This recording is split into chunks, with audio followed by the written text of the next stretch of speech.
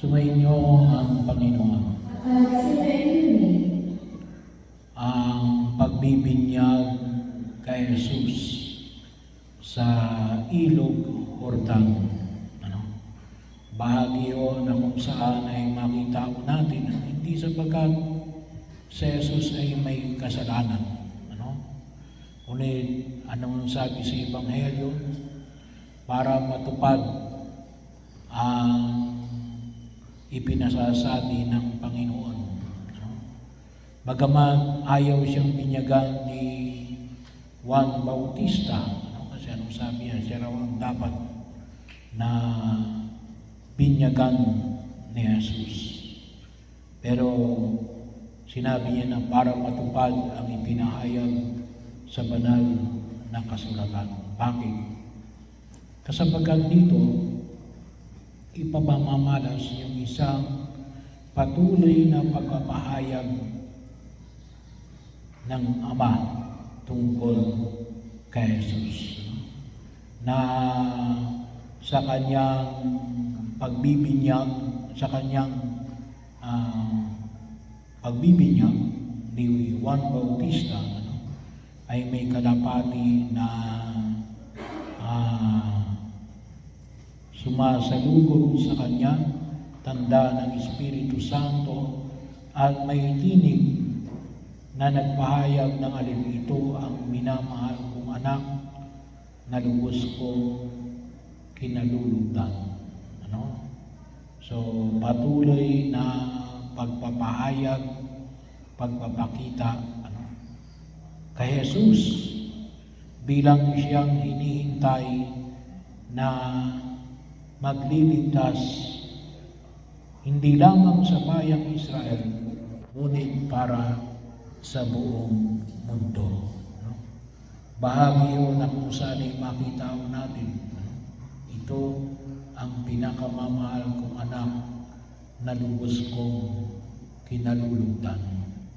Pakinggan ninyo siya. Kaya nga bahagi yun ng patuloy nating pagkilala kay Jesus, hindi lamang bilang isang propeta, ngunit bilang isang Mesiyas. Ano bang magkakaiba ng propeta at ng Mesiyas? Kapag sinabi natin Mesiyas, ito talaga yung magliligtas sa kanyang bayan. Yung propeta alin, tagapagpahayag lamang. So ito yung tinatawag nating Kristo. So yun ang ibig sabihin. Ang Kristo sa salitang Hebreo, Mesiyas sa salitang Grego. Sa Tagalog ay tagapagligtas. Sa English, Savior. So bahagi yun na kung saan ay nais na ipakilala siya sa harapan ng mga tao upang masimulan ang kanyang pagpapahayag at pangangaral ng kanyang public ministry, pagpapagaling sa mga may sakit, buhay ng mga patay, gumawa ng mga himala sa harapan ng tao na magpakilala natin siya yung hinihintay na magdudulot ng kapatawaran sa lahat ng ating mga kasalanan.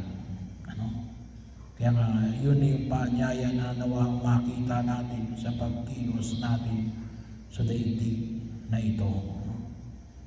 At bahagi yun, kaya nga sa ating pananalig, ito yung ikalawang persona ng pagka-Diyos ng ating Panginoon, ang Diyos anak na naging tao upang tayo ay tubusin sa ating kasalanan sa pamagitan ng kanyang paghihirap, pagkamatay, at muling pagkabuhay.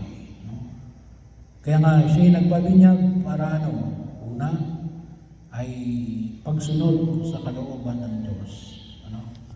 At ito rin yung paanyaya niya kung bakit sinabi niya kay Juan Bautista, ano, na siya ay binyagan. Ano? Bahagi ho, ano, may pagkilos na kutusin ay maaaring hindi natin lubos na maunawaan, pero sabi nga natin, ito ay maliwanag na iniuutos ng Diyos na kinakailangan nating isakatuparan. Kaya napakahalaga ho yung pagsunod sa kanyang utos, lalong-lalo na ho, no? Yung utos ng Diyos, yung utos ng simbahan. Meron tayong 10 utos ng Diyos at 5 utos ng Santa Iglesia. No? So sana po ay matutunan natin ang mga bagay na ito. No? At yung lahat ng pagkilos natin ay isang pagkilos natin pagsunod sa kalooban ng Diyos. No? At yun po nawa ang mabigyan natin ng pagkasakaroon. Kinakailangan natin itatanong, no? Ito ba'y pagsunod sa kalooban ng Diyos o hindi? Yung pagkilos ba natin ay isang pagkilos na sinasang-ayunan ng Diyos. At nawa, ano, maging aware tayo, no? Maging aware tayo at sa mga bahagi na ito, hindi yung alin, ha? Nangyari lamang, ginawa mo, kasi bakit? Ay dinala ka lamang ng agos, no? Hindi mo pwede yun. Yung pagsunod kay Jesus ay isang pagkiling kay Jesus, no? At hindi lang pa sa pagkiling, isang maliwanag na pagkiling, no? Hindi ka lang dinala ng agos, ngunit alin, kusa, ano, mayroong pagdilig sa pagsunod sa kalooban ng Diyos. Hindi pinili. Ano? Ngunit pinili natin. Pangalawa, yung lakas. Kung yan sabihin natin, ang hirap na sumunod sa kalooban ng Diyos. No? Saan tayo kukuha ng lakas? Ay, walang iba kundi saan? Sa Diyos mismo. No? Kasi saan tayo kukuha ng lakas? Doon saan? Ito ang pinakamamahal kong anak na lubos kong kinalulungan. Hindi lang si Jesus ang minamahal na anak. Tayong lahat ay minamahal ng Diyos. Kaya nga kalimitan sinasabi ko yung alin, the graciousness of God, ang kagandahang loob ng Diyos, ang pangunguna ng kagandahang loob ng Diyos. Kaya natin magagawa ito, bakit? Sapagkat tayo ay kanyang binapaspasan. Ano? Tayo ay kanyang ginagabayan. Ano? Dahil tayo ay kanyang minamahal. Tayo ay kanyang minamahal. No? Doon tayo hugot. No? Kaya magkaroon tayo ng sapat na lakas. Bakit?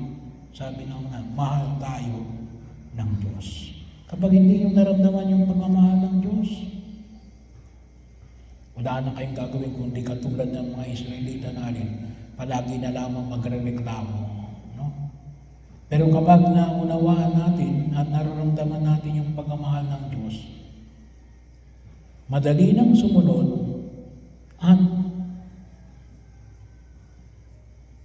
ang lakas na panggagalingan natin ay walang iba kundi yung alin, yung mismong pag-ibig ng Diyos.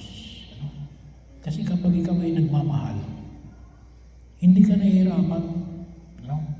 Kasi nagmamahal ka eh. Ano? Lahat ng pagkilos mo, nagiging madali. Bakit? Nagmamahal ka eh. Kaya po yung mga taong in love, yan ay madaling kumilos. No? Yung mga taong in despair, ay nako, parang umuhugot ka ng bayawak sa lungga. Hindi kumikilos. Bakit? Desperado eh. Pero yung taong nagmamahal, napakasipag niyan, napakakisig niyan. Kaya huwag natin kalimutan. Napaka makapangyarihan yung salitang binitiwan na narinig ng mga alagad. Ito ang minamahal kong anak na lubos kong kinalulugdan. At yun po huwag natin kalimutan. No? Tayo minamahal ng Diyos na lubos niyang kinalulugdan.